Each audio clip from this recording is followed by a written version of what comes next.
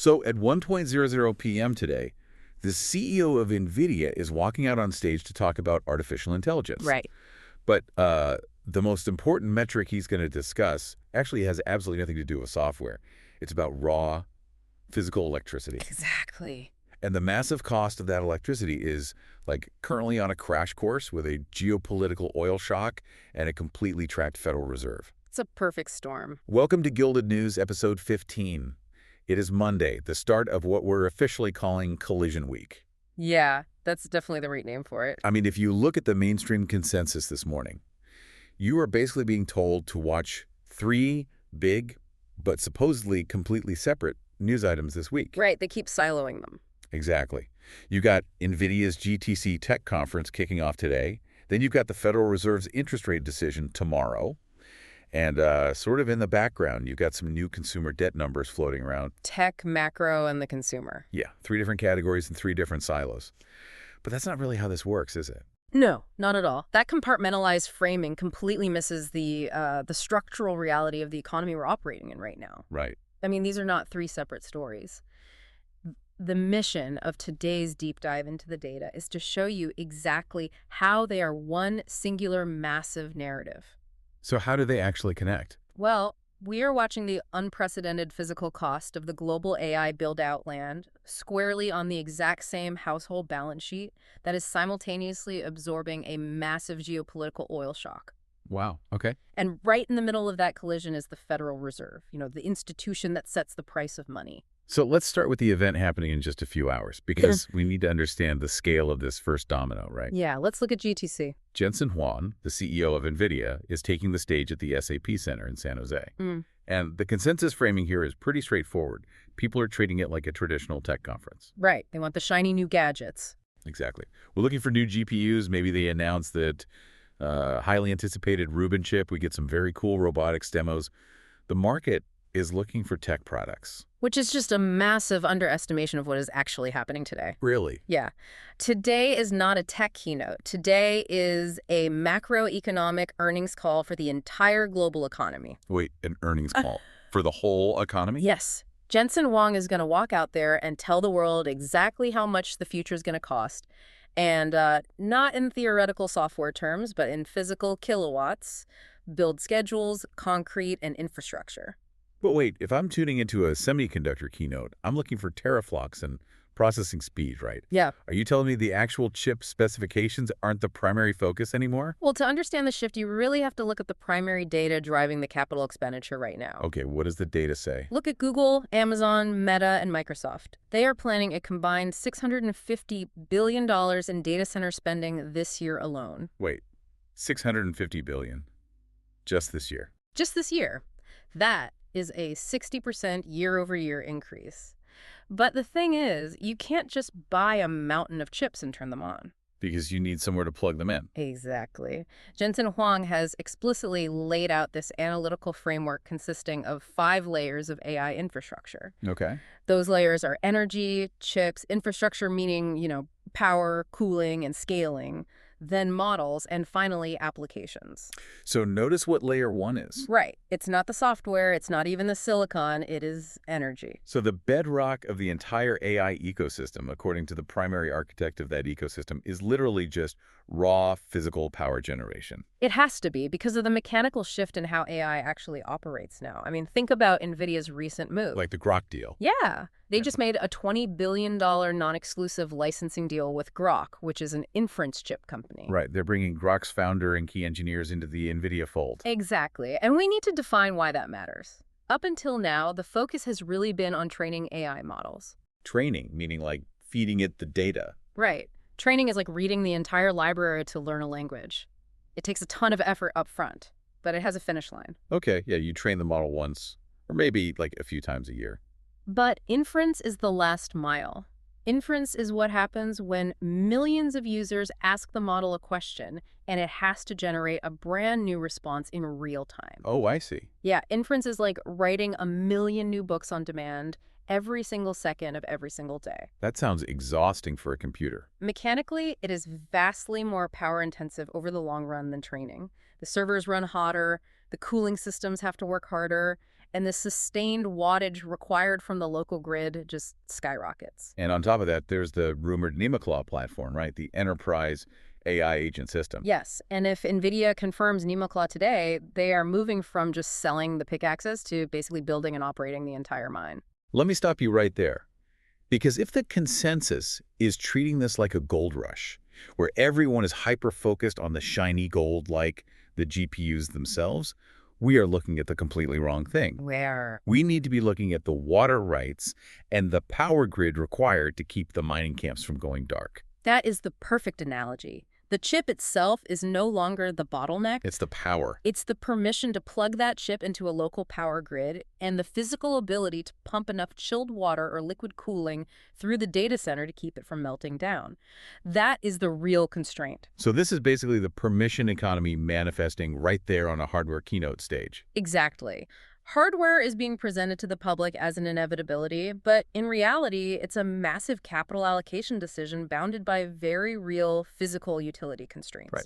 Furthermore, if you look at the GTC session schedule, there is a massive conference-wide focus on sovereign AI. Meaning individual countries buying up their own infrastructure to build localized AI ecosystems independent of the big U.S. tech giants. Which means sovereign nations are now competing directly with corporations for the exact same transformers, the exact same cooling pipes, and the exact same gigawatts of power. Wow. So what does this mean for the listener tuning into the keynote today? Like, if they are watching the live stream, what is the specific metric they should be tracking? So the keynote starts at 1:000 p.m. Central Time. I want you to literally count the minutes Jensen Huang spends talking about energy, power supply, data center cooling, and infrastructure versus the time he spends talking about actual chip specifications. Oh, that's a great metric. Yeah, that ratio reveals the real macroeconomic constraint. If power and infrastructure get more stage time than the GPU architecture itself, the story is no longer about computing power. It's about energy access. And if the entire AI ecosystem is suddenly constrained by physical power generation, that means the global tech build-out is entirely dependent on energy prices. Precisely. Somebody has to generate that power. But right now, energy is facing a massive, real-time geopolitical shock. It really is. Which brings us to the one institution that has to manage the fallout of that exact shock.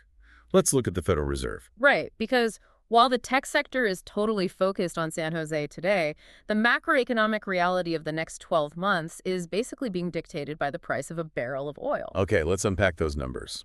Brent crude closed Friday at $99.84 a barrel. Almost $100. Yeah. That is up roughly 47% in just 6 weeks, driven entirely by the ongoing conflict involving Iran and the subsequent supply chain disruptions. And tomorrow, the Federal Reserve sits down for a 2-day meeting. Right. This is their first chance to officially update their economic projections since this massive oil shock actually began. But, the consensus view on financial television right now is treating tomorrow like a complete non-event. Of course they are. I mean, the Fed is currently holding rates at 3.50 to 3.75%. And if you pull up the CME FedWatch tool, the derivatives market is pricing in a 100% probability of a hold. Yeah, a total lock. Nobody expects them to cut or hike rates tomorrow. So the mainstream media is telling people to essentially ignore this meeting.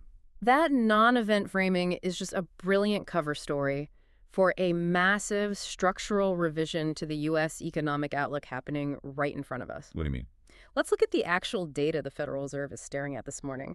January PCE, the Personal Consumption Expenditures Index, which is the Fed's preferred inflation gauge, came in at 2.9%. Okay. And core PCE is expected to hit 3.1%. That means inflation is moving away from their 2% target, not toward it. I want to clarify the mechanics of core PCE for a second. The Fed prefers the core metric specifically because it strips out food and energy price noise. Okay. They do that because oil and groceries are considered too volatile. So if a core PCE ignores energy, why does a geopolitical oil shock matter to the Fed's preferred metric? Because oil doesn't just stay in an isolated energy bucket. It bleeds into literally everything. If oil goes to $100 a barrel and stays there, the diesel fuel required to transport a couch from a warehouse to your living room costs more. Oh, I see. The petroleum-based plastics used to manufacture that couch costs more. The shipping container moving it across the ocean costs more. So it's baked into the final price. Exactly. The manufacturer passes those increased costs onto the consumer, which shows up right there in the core inflation data. The Fed is absolutely terrified right now because the energy shock is currently infecting the core numbers. And the forecast is getting worse, isn't it? Much worse. Look at the Energy Information Administration, the EIA. In their short-term energy outlook from March 10th, they revised their Brent crude forecast up 37% for 2026. Wow. 37%. Yeah.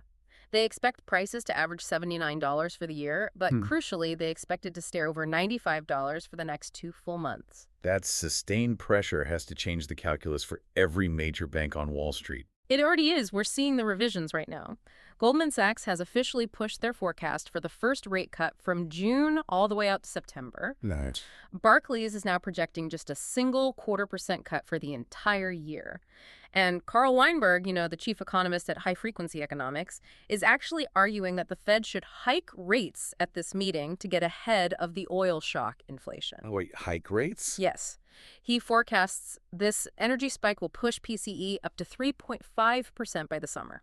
So if the actual interest rate decision, the hold, is genuinely baked in, the actual event tomorrow isn't the rate announcement at all. Not at all. The real event is the SP, the Summary of Economic Projections, specifically the dot plot. Bingo. For anyone unfamiliar, the dot plot is a chart where every regional Fed president anonymously places a dot on a grid to show where they think interest rates will be at the end of the year. Exactly. So if they're facing $100 oil, the dot plot is essentially the Fed's group chat leaking their real-time anxieties about inflation to the public. The rate decision doesn't matter this week. The dot plot does. The Summary of Economic Projections is the single most important document the Fed publishes. Okay, so what should we be looking for? Well, back in December, the median dot showed 2 rate cuts projected for 2026. But what happens to those dots when the SE has to price in a massive global oil shock combined with a Middle Eastern conflict that could last 2 weeks or could last 2 years? Nobody knows. Right. The S&P is no longer a forecast. It is a scenario document pretending to be a forecast because they are forced to publish it. They're flying blind. They have absolutely no idea where energy prices will be in 3 months, let alone by December. Which is why here is your specific assignment for Wednesday at 2:00 p.m. Eastern Time. Pull up the dot plot before you even glance at the official Fed press release. Okay, the 2 p.m. release. Yes. Count how many dots moved higher compared to the December release. If the median 2026 dot drops from the 2 cuts they projected in December down to just 1 cut or 0 cuts, that is your real headline. That means they're admitting they can't cut. It means the oil shock officially broke their economic model for the year. Then, at 2:30 p.m., listen to Jerome Powell's press conference. Okay. Keep a tally of how many times he uses the word uncertainty. If he says uncertainty more than 5 times in his opening remarks, the Fed is publicly admitting they do not trust their own economic projections.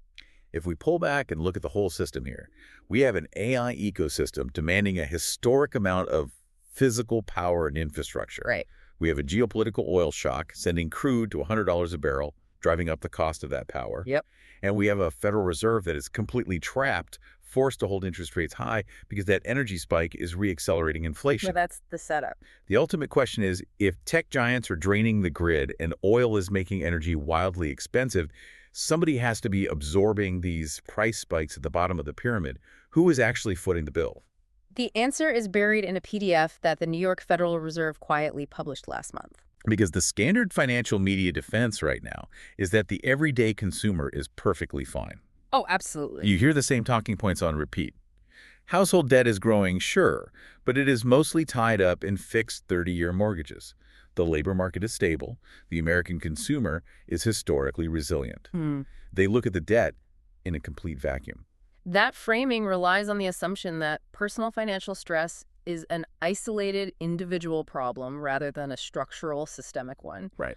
Let's look at the primary source document, the New York Fed's quarterly report on household debt and credit for Q4 2025, which was released on February 10th. What does it say?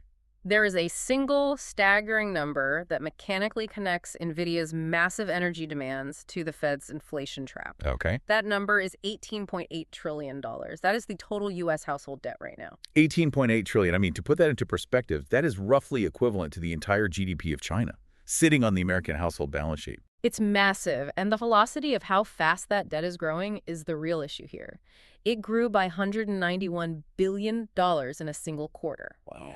Now, regarding the mainstream argument about mortgages, yes, housing debt is a massive piece of that pie. It's about $13.17 trillion. Sure, people have houses.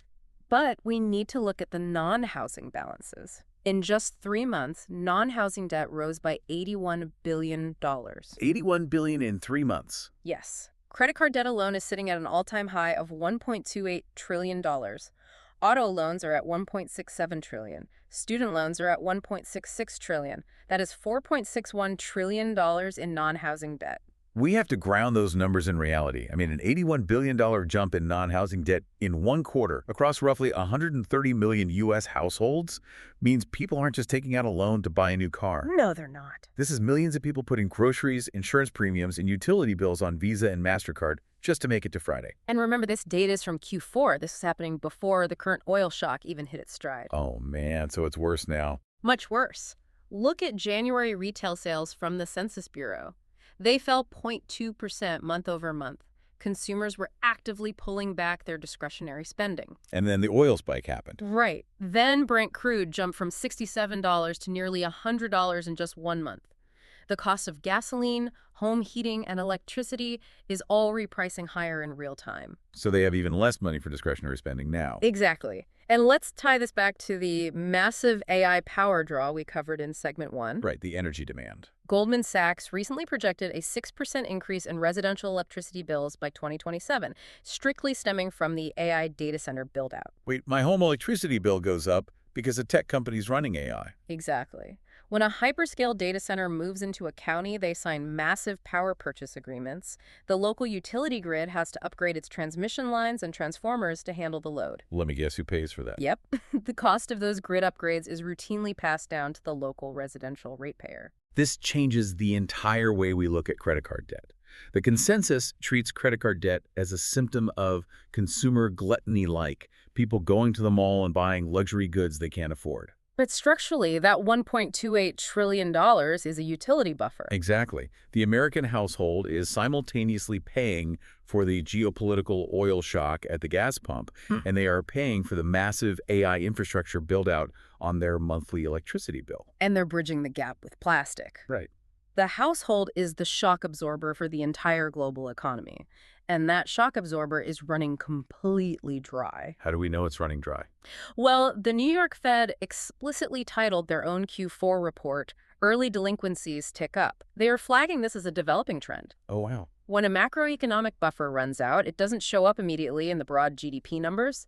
You see it first in the transition rates, meaning credit card balances moving into 30-day delinquency, then 60 days. And then bank charge-offs. Exactly. Then you see it in bank charge-offs. Then banks tighten their lending standards, which leads to a credit freeze. The warning light is flashing right now. And the mechanical trap closes right here. Because of everything we discussed regarding the dot plot, the Fed cannot swoop in and cut interest rates to lower the cost of that credit card debt. No, they can't. If a household is carrying a balance at 22% APR, that interest compounds ruthlessly. But the Fed can't make money cheaper to relieve that pressure because high oil prices are keeping core inflation elevated. If the Fed is paralyzed by oil, and households are already stretching their credit limits just to maintain basic utility and transportation spending, what absorbs the next price shock? I mean, nothing. The answer is nothing. The buffer is getting thinner every single month. So for the listener trying to navigate this, these macro forces can feel entirely out of their control. What should they actively track to see this collision actually play out in the data? There are 3 specific things you need to track. First, circle March 28th on your calendar. March 28th. Yes. That is the next PCE inflation release. It's going to show us the actual post-oil shock reality. Okay, what's the second thing? Second, look out for the New York Fed's next household jet report for Q1 2026, which drops in May. Right. But skip the top-line debt number and look specifically at the credit card delinquency transition rates. That will tell you exactly how fast the household buffer is breaking. And the third. Third, look at your own personal utility bill. Pull up your statement from 6 months ago and compare the rate per kilowatt hour to today. That piece of paper is the localized, personal manifestation of this global macro collision. Exactly. If your electricity bill is up because of regional grid demand and your grocery bill is up because of diesel transport costs, you are actively funding the collision. That structural view completely rewrites the week ahead. It's not a tech story, a Fed story, and a consumer story. Not at all. It's Monday. The massive AI physical build-out takes the stage at GTC. The Federal Reserve faces its first oil shock projections on Wednesday, and the household balance sheet that is forced to absorb the costs of both just hit a staggering $18.8 trillion. Three massive data points, one unavoidable collision. So if you want to see the actual math behind this, check out the detailed thread we posted at Real Gilded News on X. Yeah, if you want to dig into the primary sources we discussed, like the NY Fed PDF, the EIA energy forecast, the FOMC calendar, and the Jensen Huang framework, every single piece of data is fully linked over there. Perfect. Tomorrow, we'll have the first reads from GTC, plus setting up Wednesday's Fed decision with specific dot plot numbers. Follow Gilded News on X at Real Gilded News for daily clips and the stories behind the stories. Keep your eye on the data this week. Absolutely. The next time you see a headline about an AI breakthrough, or an oil spike, or a credit card report, don't read them in isolation. Look for the structural thread connecting them. Thanks for listening.